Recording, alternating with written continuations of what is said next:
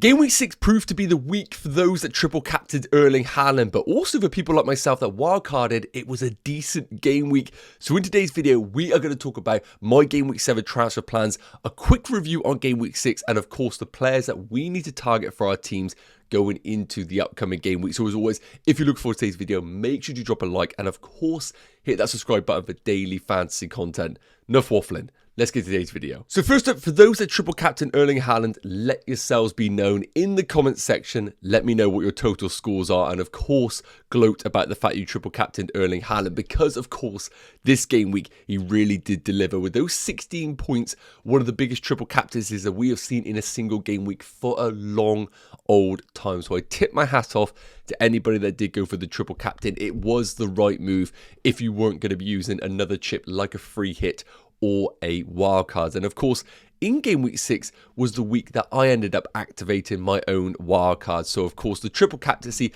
couldn't have been used. However, ended up being a decent game week. So even though I am really envious of people that put the triple captaincy on Erling Haaland, on the general basis of things, my team actually delivered, thankfully. So 66 points scored so far, with 2 players still to play in Tarkowski and Endai. So we'll quickly run through the team and of course my general opinion on those players. So I ended up going for the Raya and Dubravka combination. I was tempted by Donnarumma. I think it's unfortunate for those managers that actually had the Man City clean sheet wipeout. I thought that was a bit of a banker, but a decent finish, of course, in that game.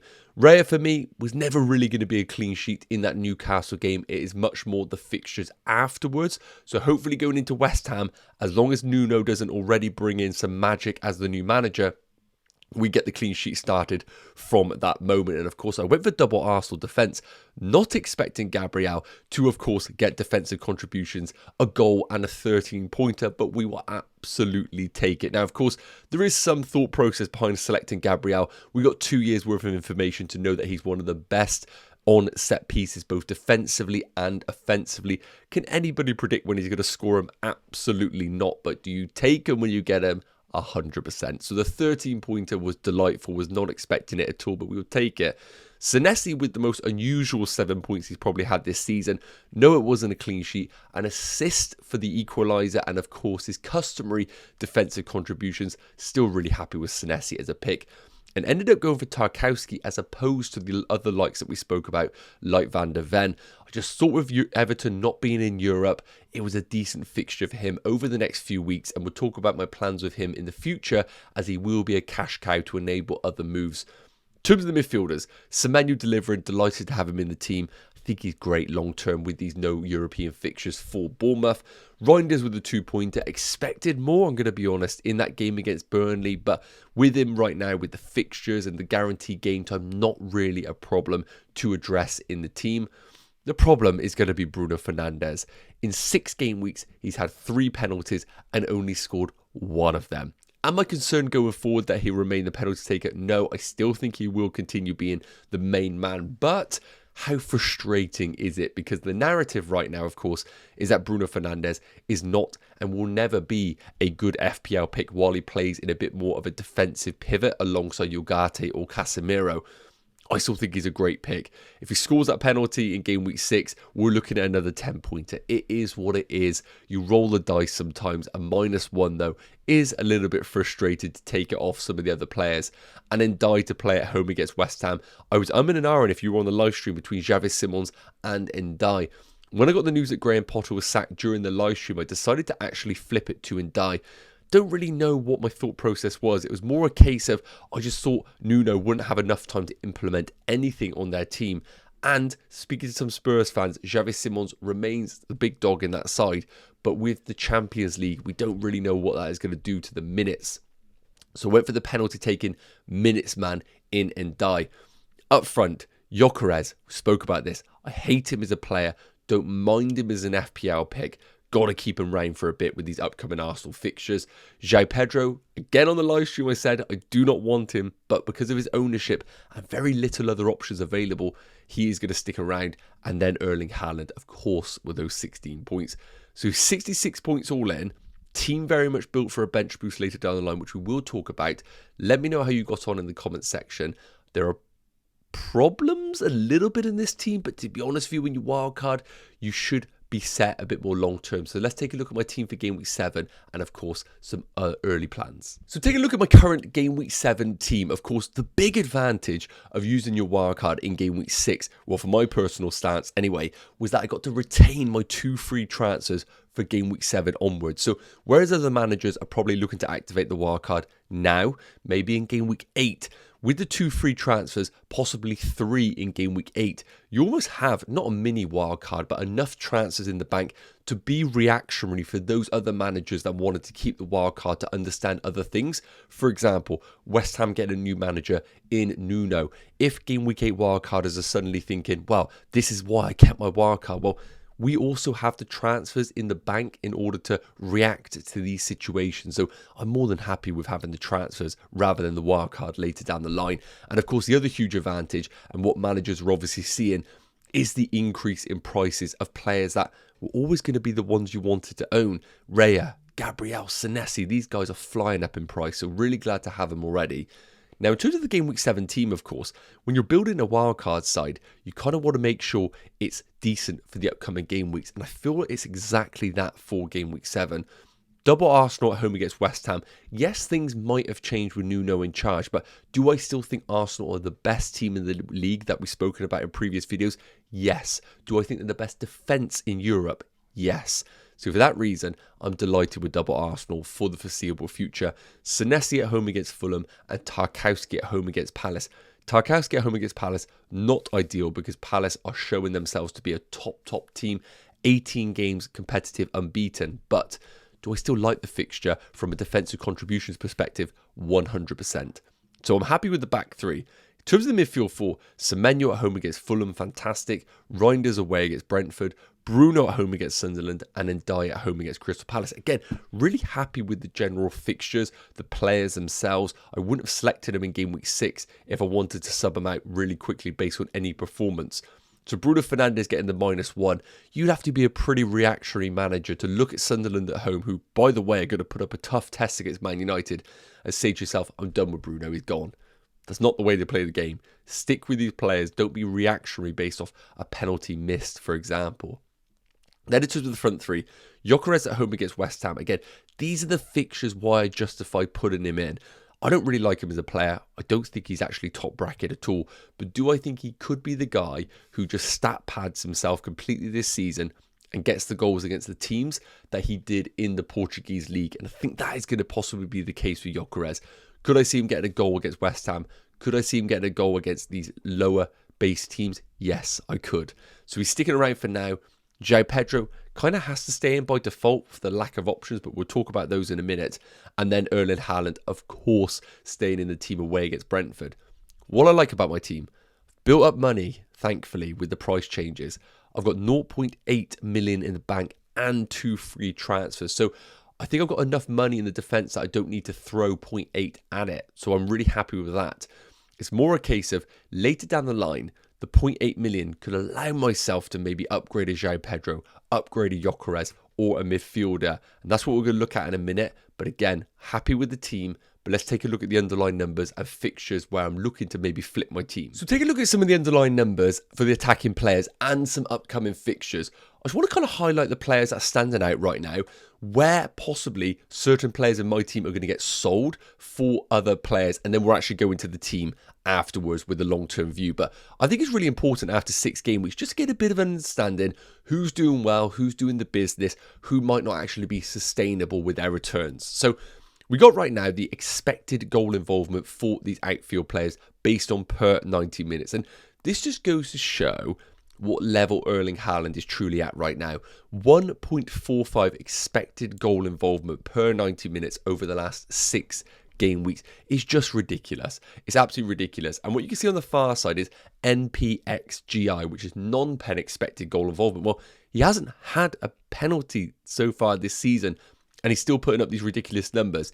If we take the next best option in Bruno Fernandes, his non-pen expected goal involvement is 0.77. However, as we know, he's had 3 penalties this season. His non-pen expected goal involvement is 0.37 per 90 minutes. So if you put those 3 penalties that Bruno's had to Erling Haaland's numbers, we're looking at the most ridiculous numbers that we have seen to a start of a season. So for me, Haaland is just in a complete realm of his own. And when I look at the other players here, Ismail Assar at 0.77, expected goal involvement per 90, that is quite significant, especially when I'm looking at the expected goals of that being 0.72. That is what I want.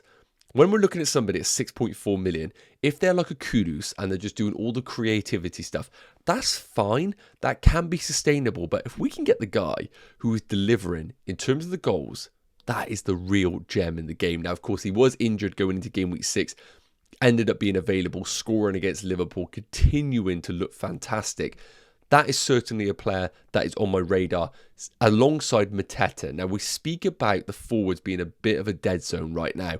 Mateta is one that has absolutely gone under the radar for me as a wildcard pick. Now, when I look at the fixtures coming up for Crystal Palace, Everton away in game week 7, do I think I need to force a Palace player into my team? No.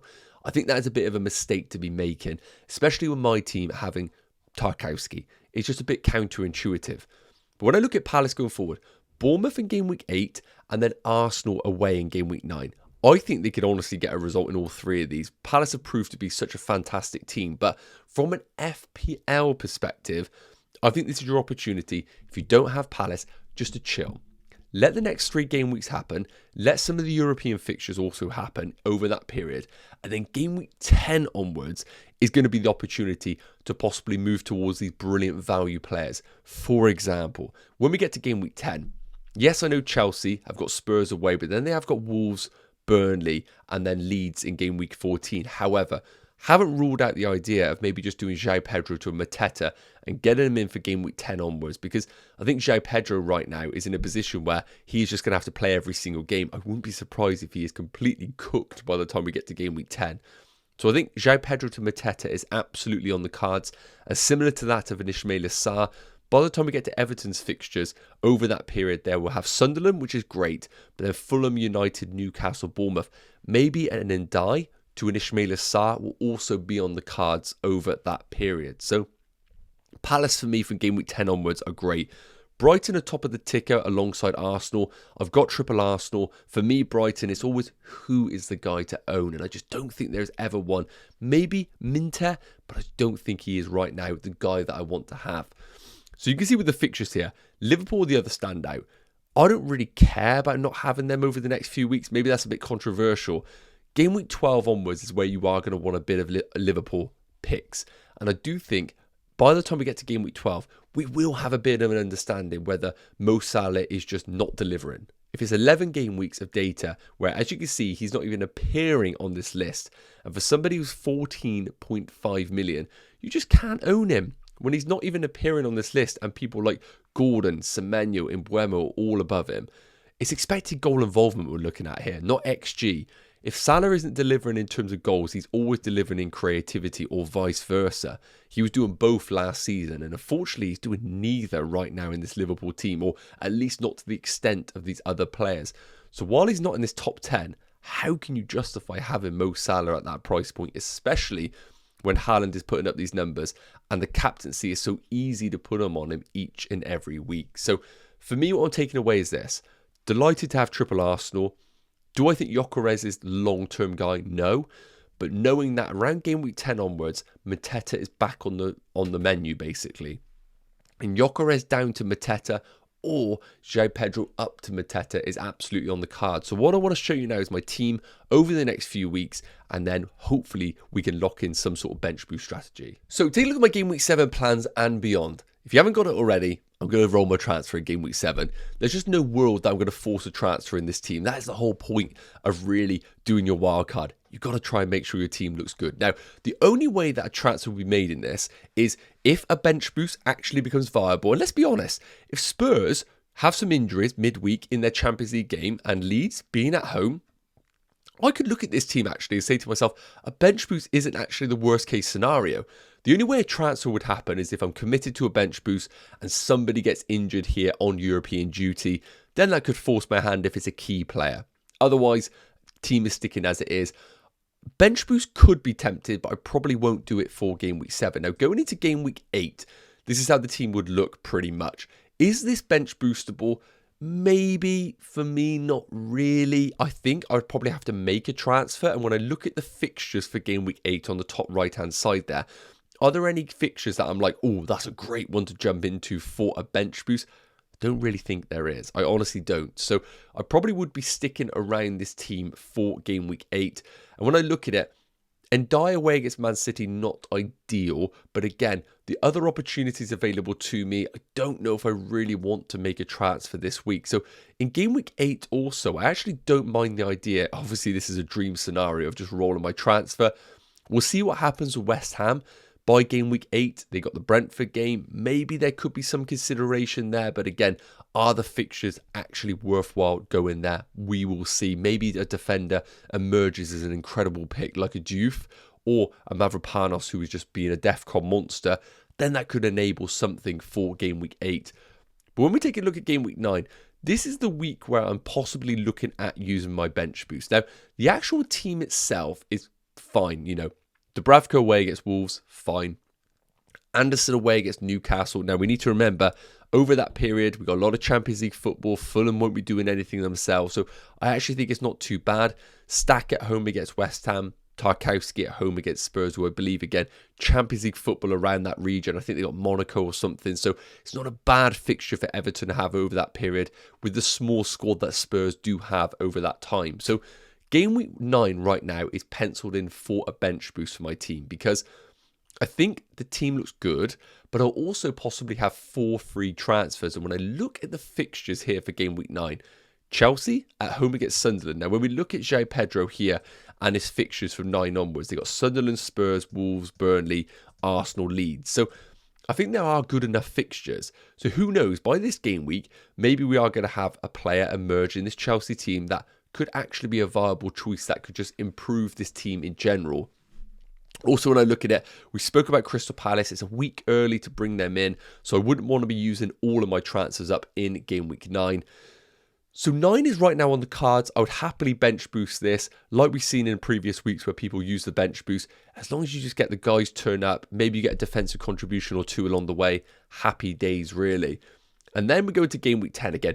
I'm not going to get to game week 10 with 5 free transfers. That just isn't going to happen at all. But on the face of it, the team looks okay. If I stuck around with Tarkowski, you know, he has a away game against Sunderland, which is perfectly fine. Semenyo away against Man City is not the worst case in the world. Anderson at home against Wolves. This is why we got Anderson in for the long-term fixtures more than anything. I know game week 10 is not a bench boost week, but this is the week where maybe I say to myself, you know what, it's time to move towards a Mateta. Maybe this is time up for a João Pedro. Maybe I finally make a move, bring in Mateta with the money that I have in the bank, which was the huge benefit of the team that I selected. And maybe even a Ismail Assar if I wanted to try and shake up the team a little bit. Maybe with Semenyo's fixtures from game week 10 onwards, Man City, Villa, West Ham, Sunderland, Everton, they still don't look too bad. So what I'm trying to get at is this. Because I've wildcarded, I absolutely plan on rolling my transfer in game week 7. I'm flexible in game week 8, but I think it would be very, very reactionary for me to bench boost in 8. I think I'll need to see something to allow me to transfer. Game week 9 currently penciled in to use my bench boost. Game week 10, Project Crystal Palace, as long as they haven't had any injuries picked up.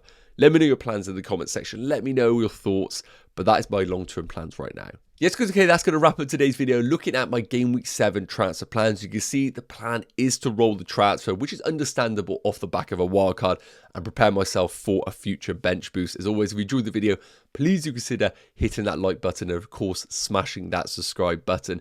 Any questions, put them in the comment section. I'll be sure to get to them. And importantly, have an amazing day. Take care, and I'll see you real soon. Cheers.